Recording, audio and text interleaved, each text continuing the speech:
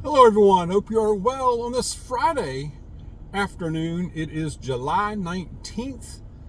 I believe we need to take this outage that everyone is talking about that occurred today, this big IT outage, as a big warning. And I'm going to explain why. I believe we need to take this very seriously, even if you were not affected individually this time around. We need to really look at it and really take it as a serious warning. I'll tell you why. Also, is Biden in still, or is he out? Is he going to run out through just run through the rest of the term and not run for re-election, or is he all in like he says he is? I'll give you some more thoughts on that. Also, the Trump speech to end the RNC last night. I will give you some thoughts about that as well. And we just need to keep preparing, of course, because the big stuff that's coming is not over. I think more is coming. I really do, truly do. I have a terrific passage I'm going to share with you as well that I'm going to share towards the end of it, and a very simple prep item I'm going to go over right now. A very simple prep item. A lens cleaner, if you can see that. Maybe backwards, the way I have my phone, my phone camera. But anyway, it's a lens cleaner, and you're going to be like, "Dog, it's a glass cleanse." your glasses, your lens cleaner. What's so big? What's the big deal about that? Well, it's a lens cleaner, but yes, I use it to clean my glasses. However, I also use it to clean cell phone. And when I'm working, I have two phones. I have my personal one and I have a work one. And sometimes I have an on-call phone too when I'm on call for any crisis situation. So, they work very well, not just on glasses, but on cell phones, the whole cell phone. And with the sickness going around again, you're hearing about that too. We need to do all we can, to stay healthy, be just, the little precautions. I just use these. I wipe down my cell phone probably several times a day because I'm in and out. I'm out in the community a lot. I'm in public places somewhat often. And, after you open a few doors and all, I just like to keep clean as possible. Hand wipes are good to have too. Hand wipes, just... we get these at either Walmart, or we order them online, or Amazon, or just online. They're not very expensive, so keep them handy. I keep them in the vehicle. I keep them in my personal vehicle, and I keep them in my work vehicle also. Okay, this IT outage, they're saying this was global. This was a massive IT outage. They're saying it's the biggest one maybe ever. I know earlier this morning, all the major airlines were grounded. Nothing was moving. From what I understand, a lot of them are back up, but not all. So that's huge. Hospital systems are affected. That's not good. Media companies, financial institutions like banks, not all of them, but a lot of them. Retail, even retail places. Basically anything with Microsoft, I think Microsoft Windows 11, I believe, yeah. And it says 70% of desktop users could have been affected by this. They're saying that this was a crowd from CrowdStrike, a software security company. From the way I understand it, I'm not in this business, so I'm not a guru on this. But they're saying that this was an update that was downloaded, and it had some patches in there, and that was the reason everything went down. I don't believe that for one moment. Yes, Microsoft, like I was saying, Microsoft Windows software, which a lot of people use. Businesses do them as well. But they're saying that this outage occurred because of an update. That widespread? I don't buy it. No. Granted, I'm not a security expert. I'm not an IT expert by any means. But just on the face of it, just from a layman's point of view, in 2024, I don't believe it. Don't believe it for a minute. I don't. I believe this was a warning shot, and I believe it was a massive cyber attack. Personally, tell me if I'm wrong. What do you think? But they said that if, from what I understand, if this had affected the servers in a certain way, that supply internet to begin with, this would have been catastrophic. This is a warning shot, y'all. This is warning. Prepare, because this affected the banks. So keep cash out at all times. If you can't use a credit card or a debit card, it's okay for a day or two probably, or for a few hours. It doesn't really affect much. Not catastrophic level, not long lasting, widespread effect, but impact. But if this were to go on for next time, what if it's for a week or longer? What are you gonna do then? Keep cash out. Cash is still king. It still is. So keep some out. Keep more out. Put it in a safe place. Put it in several different places. Let's keep our vehicles, all of our vehicles that are gas powered, full of gas as much as possible. Okay? Because your gas pumps would be affected, most likely, or the ability to pay for it.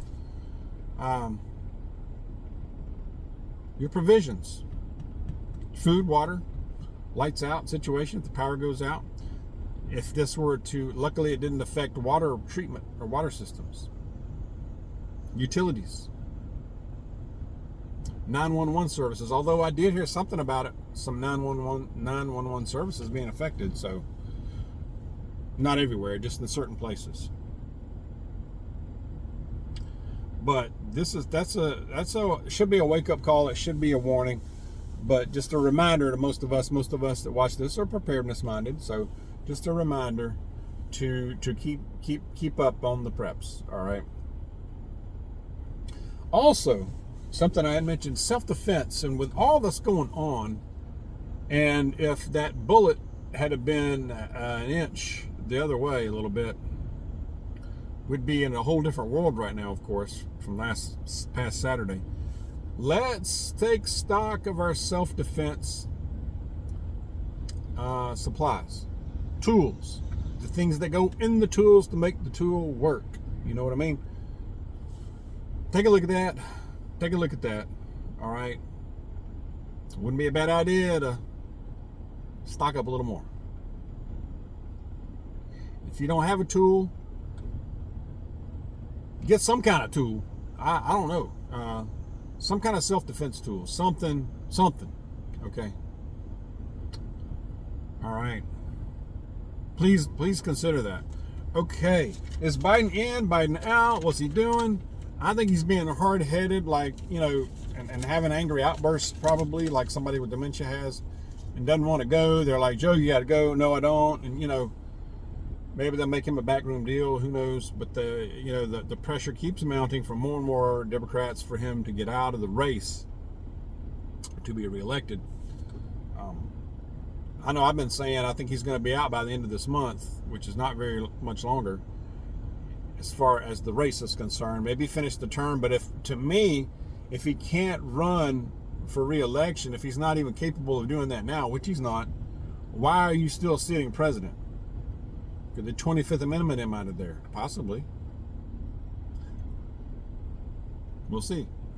But it's kind of chaotic for the Democrats right now, you have to admit. Or maybe it's not. Maybe they have something planned. Maybe they have something up their sleeve they're going to throw out there. I don't know. To me, it sounds like there's a power struggle going on behind the scenes, like big time. And we'll have to see what happens there. I still believe he's going to be knocked out of there as far as the ticket for re-election. I still believe that it's either going to be Kamala. They'll either go with her or Gavin.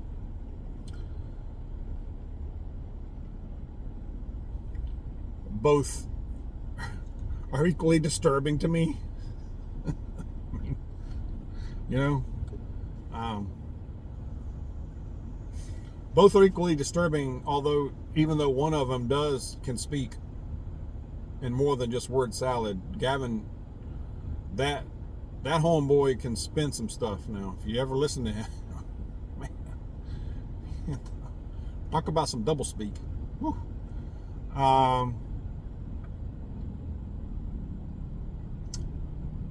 Trump's speech.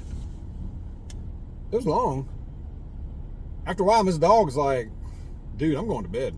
I got it. I got it. It was long.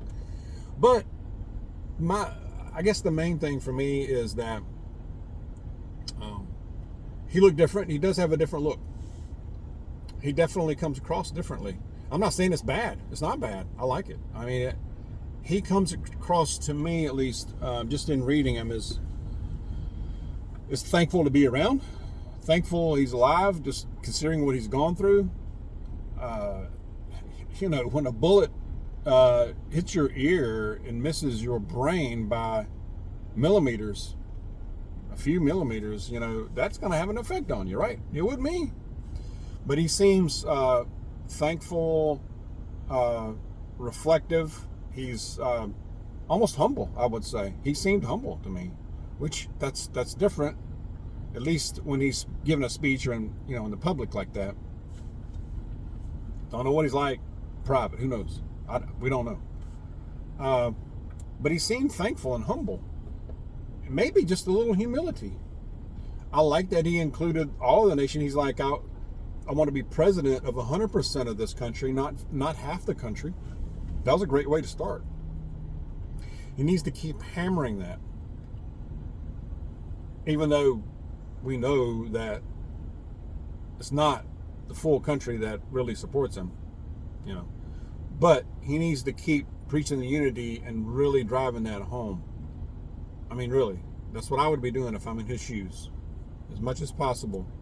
But he seemed to have a little humility, and that's really, in the past, that's been my biggest beef with him. Don't get me wrong, I like the policies, and I was a lot better off in the world when he was president. I voted for him both times, and I'll vote for him again. But my only little gripe with him was if he'd just show a little more humility. A little more humility, even just a little bit. And I saw something different in him. It's only been less than a week since he was shot, rather. So, like I said, that has an impact on somebody. Anyway, share your thoughts on that. We'll see what goes forward. It could be a very interesting weekend. We're in a Friday afternoon right now. Honestly, by now, or they say by the weekend, Joe might be gone. So we will see. It should be interesting. I'm going to go to the passage, still in the Old Testament. I'm in Isaiah 43. Isaiah chapter 43, first couple of verses. But now, thus says the Lord, your creator, O Jacob, and he who formed you, O Israel, do not fear, for I have redeemed you. I have called you by name. You are mine. For I have redeemed you. I have called you by name. You are mine. When you pass through the waters, I will be with you, and through the rivers, they will not overflow you. When you walk through the fire, you will not be scorched, nor will the flame burn you. Amen. It's not just for Israel, it's for all of us. He's with us.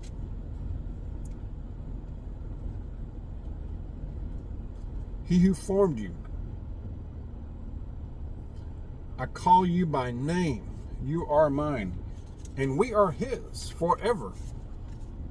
forever and ever. That doesn't never change. I know I keep kind of saying the same thing, but I just want to drive it home and remind you, and just take heart. That is the truth. And we have hope because he sent his son to take the heat for us, to take that punishment, the lamb. And we need to keep that in mind too. Stay close to Jesus. Keep that relationship. That's where it really is. Because he knows our name. He knows our name. That's got to be comforting. Let's be careful out there. We're going into a weekend. God bless you. I'll see you soon.